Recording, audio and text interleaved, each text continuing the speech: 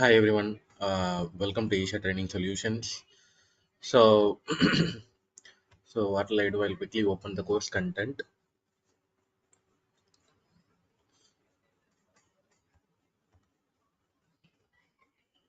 So today, what we are going to do, we are going to see what are all the course content that we are going to cover as part of this learning days. Okay.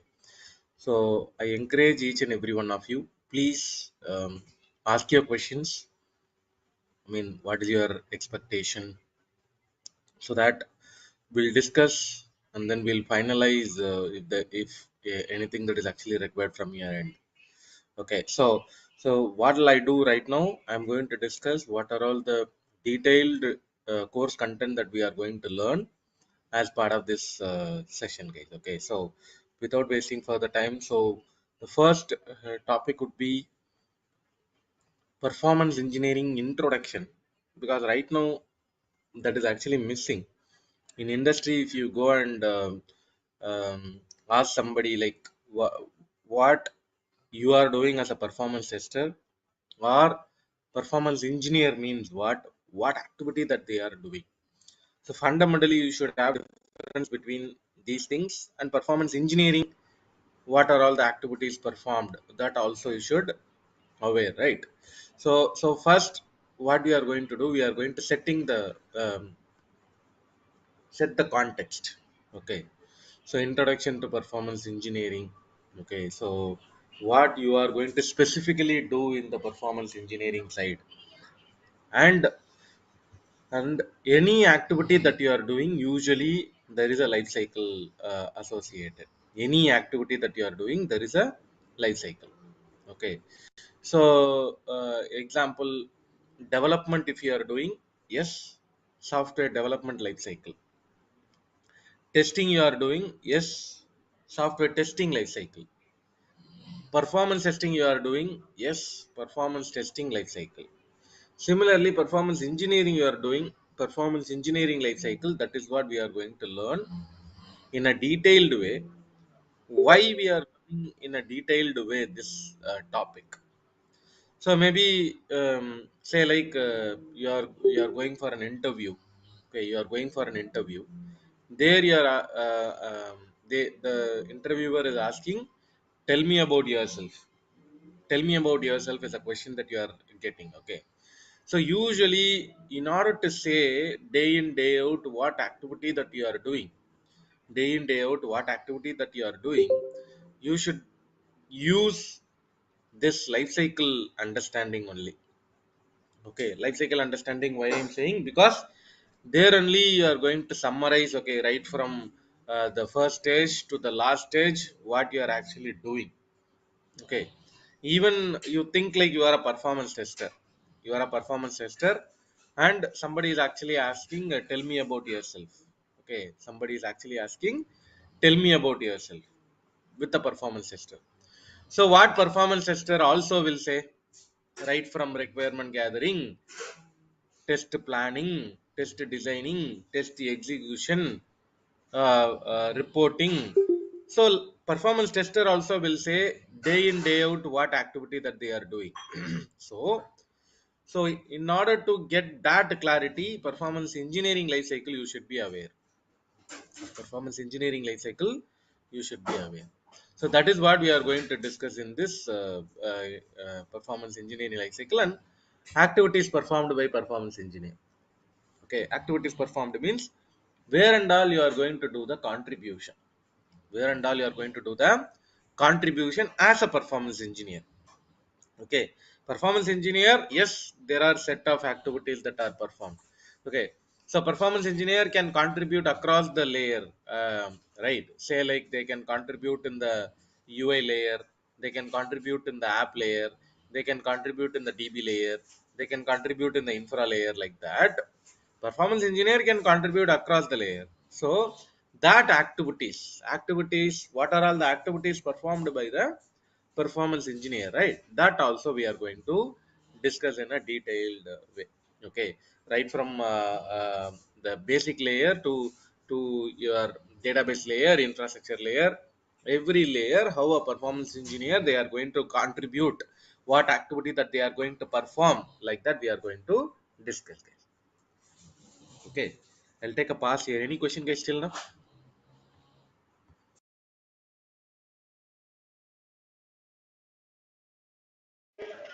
Hello. Yeah, Raman. No, no questions as of now. Okay, I just joined. Hello. yeah, sure, sure. I just joined late, couple of minutes. Can you please tell what was you talk earlier before join? No, actually, just now only we started the discussion. Okay, so we were explaining the introduction part only. Okay, I mean you are in the right time only. Okay. Okay, okay. Thank you. Got it. Yeah. Got it. So, so performance engineering introduction side, these are the things that we are going to understand, because the fundamental thing is, if anybody is talking about these line item, you should be in a position to explain to them. That's the reason we are setting the context. Okay, and then the next important topic is your Java performance engineering concepts. Java performance engineering concepts. Okay, so this thing would be very very useful. Okay, in real time, everybody started talking about these line items. So in order to get that exposure, okay, on the Java side, what we are going to understand, in order to get that understanding, first thing what we are going to do, we are going to learn about JVM architecture. Java virtual machine architecture. Java virtual machine architecture. JVM architecture. So any Java program that you are writing, or any Java software that you are executing, okay, Java always require JVM. Okay, Java always require JVM. Okay, in JVM only your Java program is actually going to execute. Okay, so any Java program is actually going to run on a JVM. Okay, so for that reason, you have to understand basically what is actually happening in JVM, because all your Java program is actually executing in the JVM, Java virtual machine. In that only your Java program is actually executing. So fundamentally you should understand what is actually happening inside JVM. Okay, so that I am going to explain in a detailed way. What is class loader subsystem, what is method area, what is heap area, stack area, what is PC register, what is just in timer, what is execution engine, like that. I'm going to explain every component in the JVM, so that where there is a problem, your understanding should be clear. Okay, inside the JVM, Java program is actually executed. While executing in JVM, you are facing certain problem. It may be because of the heap memory, it may be because of the stack memory, it may be because of your garbage collection. All those things you are going to understand it, provided you should have the understanding about JVM. Okay, say a typical example, guys. Okay, a typical example. Right now I told you, just now I told you, all your Java all your Java software or Java program is actually executed on the JVM. I told you, right? Say an example, I have a Apache Jmeter tool, which is an open source tool. Apache Jmeter tool, which is an open source tool. Say like I'm simply launching this Jmeter tool. Okay, I'm simply launching this Jmeter tool. Simply launching this Jmeter tool.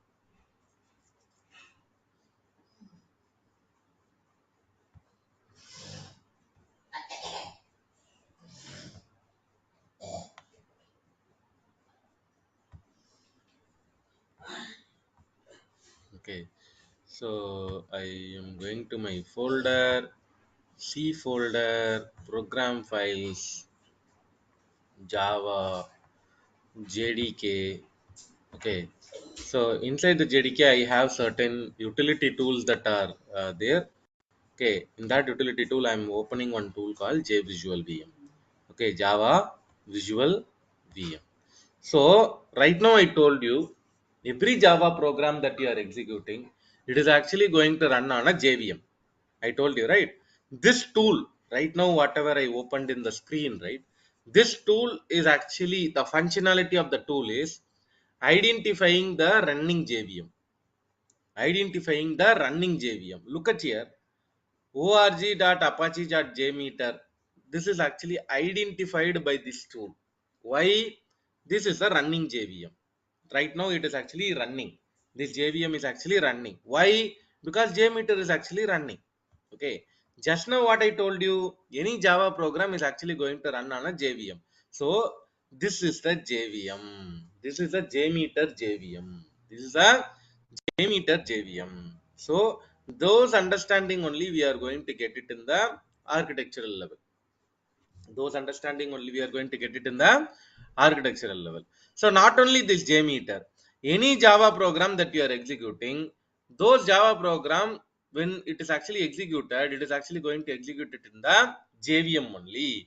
That JVM you can separately monitor also. That JVM you can separately monitor also, because your understanding is, whenever a Java program is actually executed, it is running on a JVM. That JVM, if you are monitoring it, you are going to easily understand how much of the thread, how much of a CPU, how much of a memory, all those things are actually going to be measured. Going to be measured.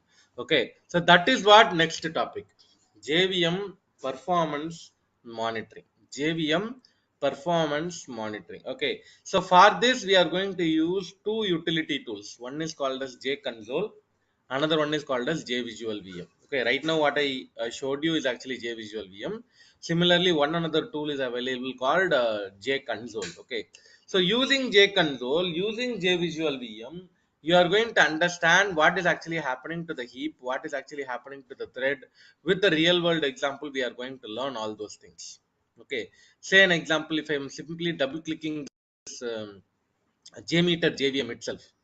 JMeter JVM itself, if I'm simply double clicking it, if I'm going to the monitor tab, so CPU, memory, class level, thread level, or individually thread level, all understanding you can get it, guys. All understanding you can get it.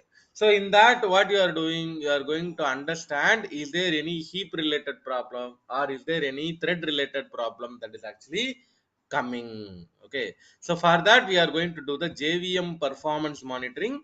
In that we are going to use two different utility tools called JVisual VM and JConsole. JVisual VM and JConsole. Those two tools will help you to understand, okay, this is what is actually happening in the JVM. I am going to finalize or understand because of, I mean, running the application, or because of too many people accessing the application.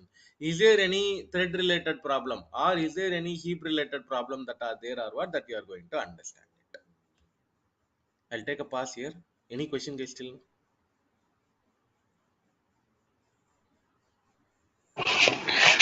Okay, hello. Yes.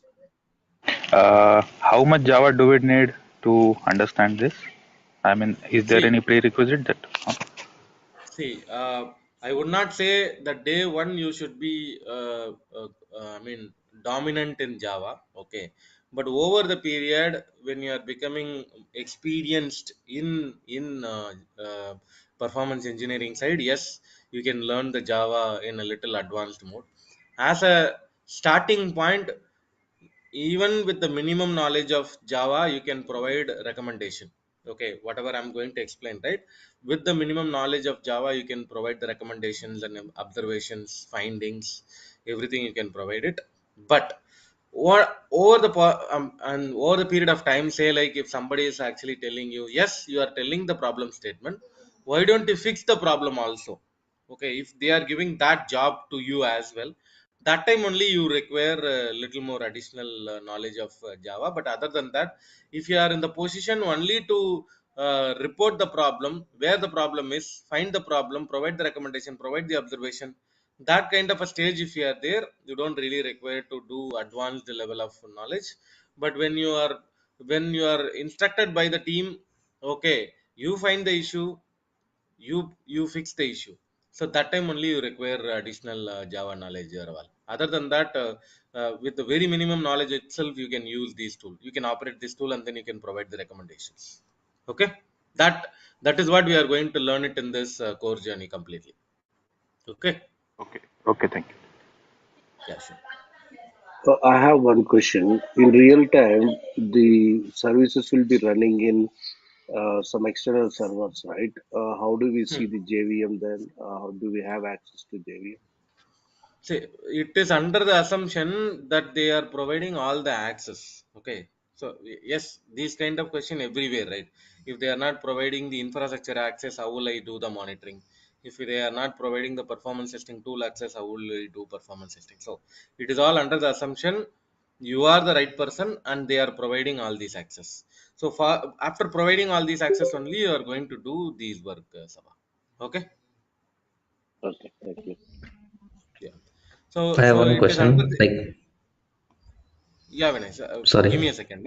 Give me a second. I'll complete the previous thing Yep. and then I'll take.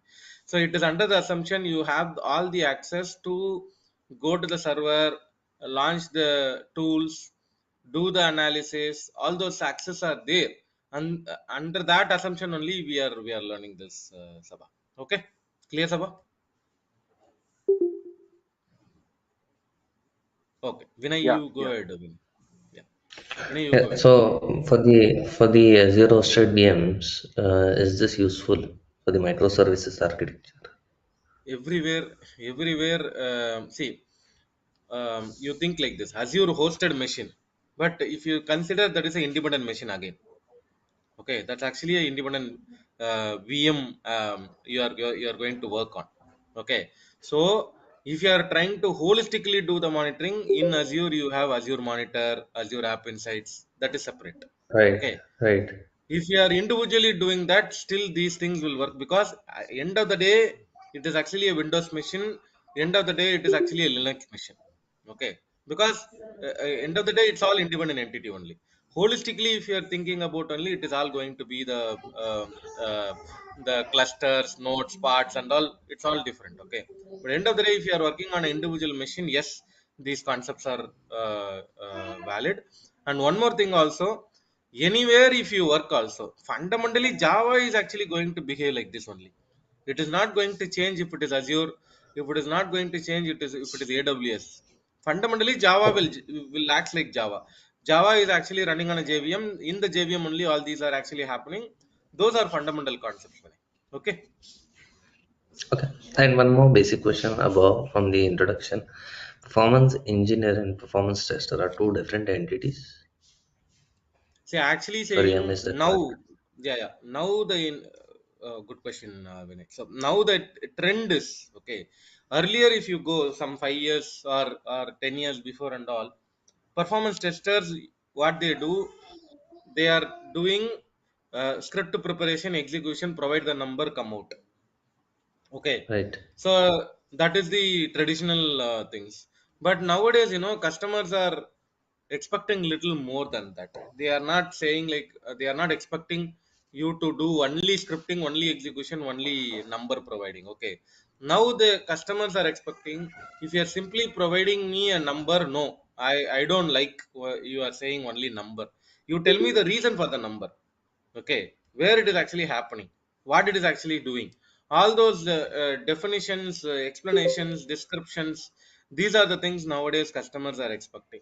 So which means that no more you are a performance tester, you are becoming an engineer only will engineer the activity, right? They'll say like, okay, this is a 10 seconds response time, means in that this is actually specifically taking this much time, this is actually spending time in the infrastructure layer, this is actually spending time in the DB. So like that you are going to provide one layer above. Okay, not only number, you are going to provide the reason for the number. So that's where your journey is actually moving to performance engineering. Okay, performance Right. tester usually provide numbers, but that is a reason in every organization nowadays they are calling the role itself performance engineer. Everybody, they are calling them as a performance engineer only, but internally how they are doing what they are doing is actually $1 million question, because people, their role is actually tagged as performance engineer, but still they are doing the performance testing activity also in certain organization. But actual expectation is, don't only provide I don't want only the number. You give me a little more details, that is what you are going to do it in the engineering level. Okay. Makes sense. Thank you. Yeah, sure. So that is what you are understanding in the JVisual VM JControl. And since because these two are open source, okay, this is actually a utility inside the JDK. We are learning one more tool called YourKit Java Profiler, which is a commercial solution. The same activity, the same JVM monitoring can be done using the commercial solution called YourKit Java Profiler. In industry it is actually very familiar. They used to call this as YJP, like this, YJP. Okay, you work at Java Profiler, in short they call that as YJP. So the same JVM monitoring using the commercial tool, if you are doing, what are all the benefit that you are going to get it? Okay, actually saying profilers are very familiar. I mean, you get Java profiler. Profilers means what they are doing, they are trying to find the problem in the code level. They are trying to find the problem in the code level. Till the method level, class level, object level, they wanted to understand, means people use profilers. Okay, usually developers used to I mean used to get this tool, because they wanted to find, say like I wrote certain line of code, I wanted to find the hotspot where the problem is, which is actually consuming more memory, more CPU, like that. When the developer wanted to test it, they usually test it with the profiling tools. So that is the reason I'm saying knowing profiling tool is actually very very important, because end of the day this profiling tool will be very used to understand where the problem, which line the problem, like that you can easily understand it. So to get that understanding, we are learning one commercial tool as well. Okay, and then the next important topic is actually your JVM heap structure. Say actually saying your memory is actually configured like Eden space, survivor space. Okay, Eden space, survivor space, young generation, old generation, perm generation, like that. It is actually categorized, guys. Okay, don't worry, everything I'm going to explain in a detailed way. Okay, Eden means what, survivor means what, young generation means what, old generation means what. So that memory structure I'm going to explain, and also how garbage collection is actually working in Java. How garbage collection is actually working in Java. Okay, say like minor GC means what, major GC means what, full GC means what. Minor GC will happen in young generation. Major GC will be happening in old generation.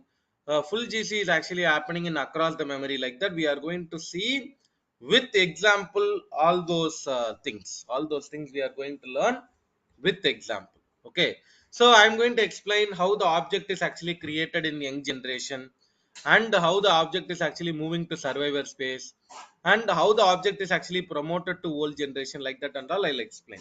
So that with that understanding, in real world what you guys will do, you guys will understand, okay, how many minor GC happen, how many major GC happen, how many full GC happen, minor GC how much time it is actually taken.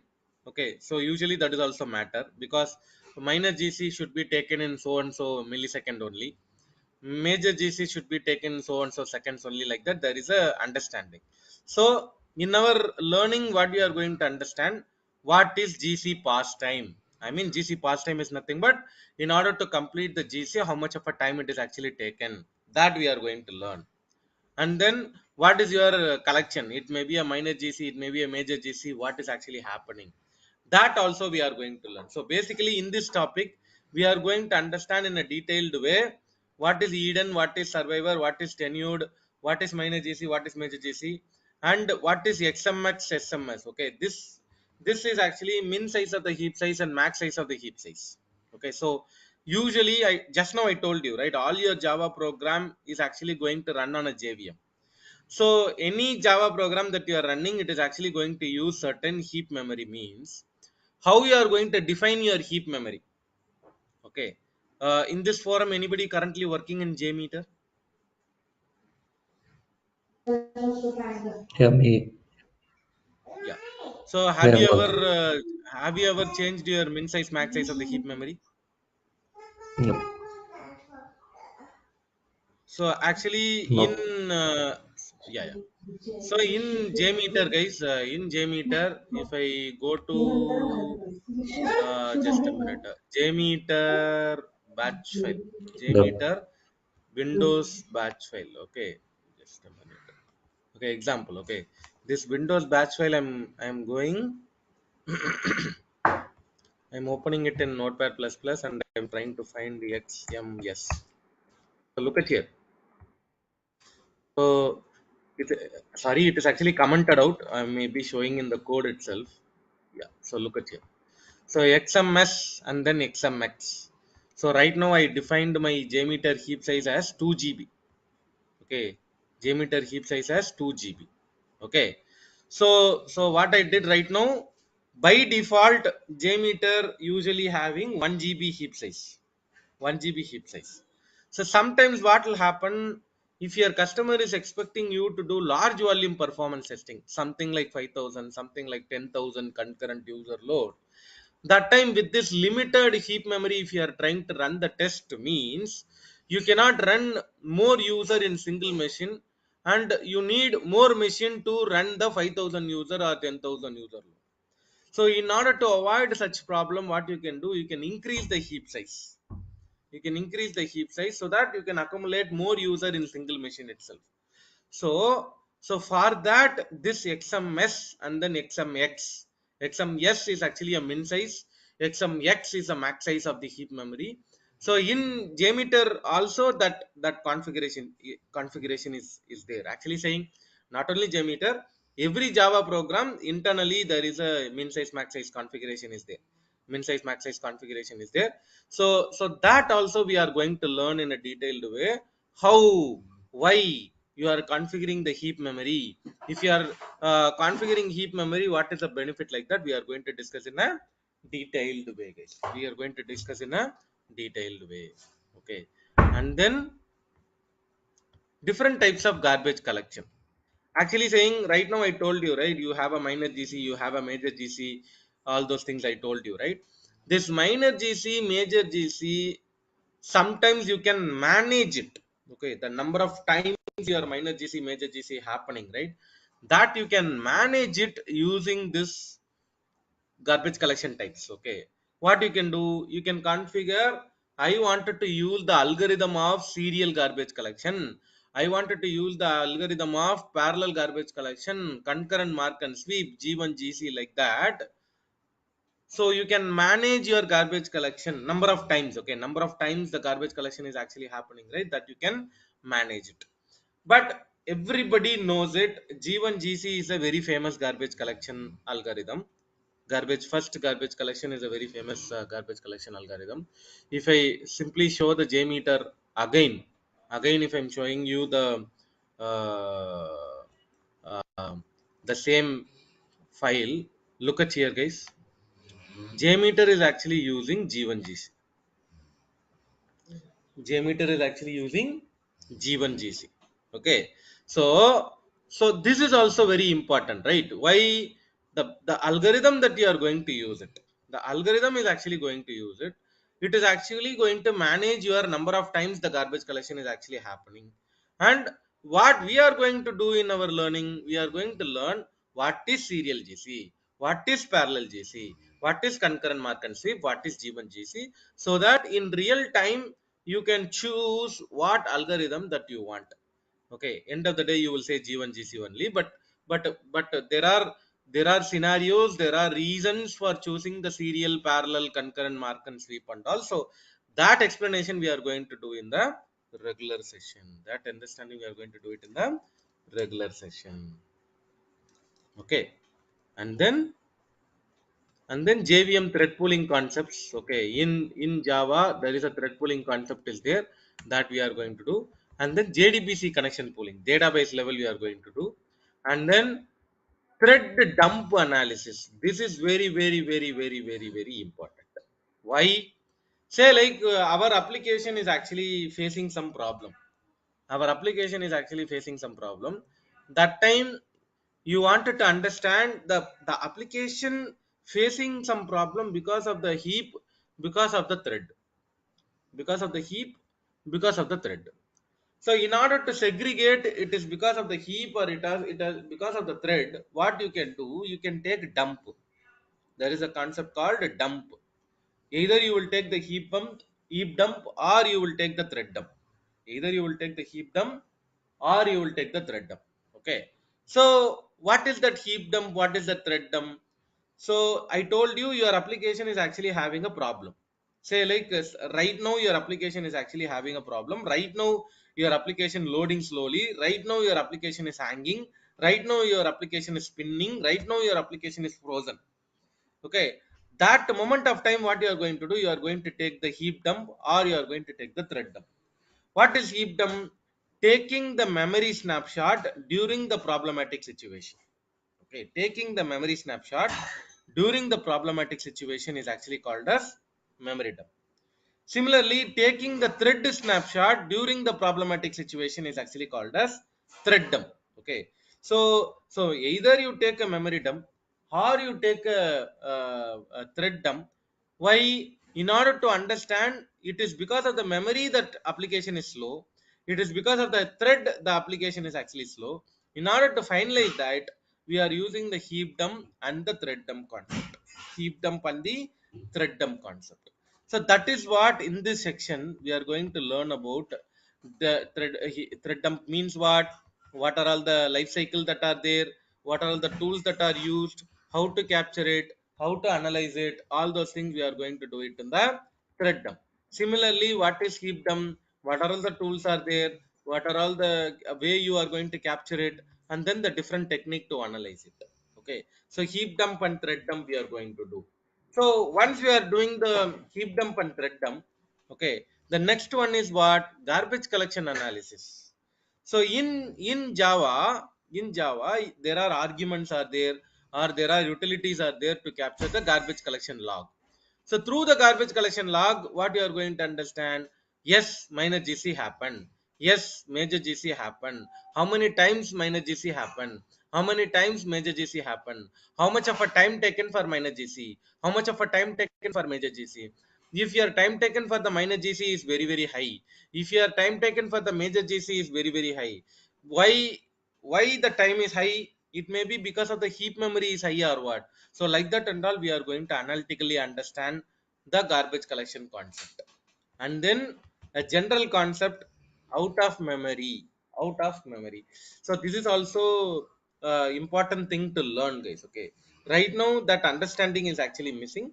So in order to give the awareness, what I am going to do, I am going to explain memory leak means what, out of memory means what, comparing between these two, and then what are all the different out of memory options that are coming also we are going to discuss. Okay, I'll take a pass. Any question, guys? Still no? Anybody have any question?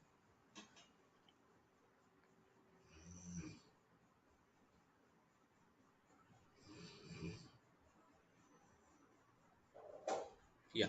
So which means that till now, whatever we are discussing, it's all Java performance engineering concepts. Okay, all these are Java performance engineering concepts. Okay. So what I personally did, I don't want to confine only to one area. I wanted to provide awareness across the places. So that is the reason what I did. I also added infrastructure monitoring concept also. Infrastructure monitoring concept also. Okay. So in that, infrastructure means what flavor it is actually coming: Windows flavor and the Linux flavor.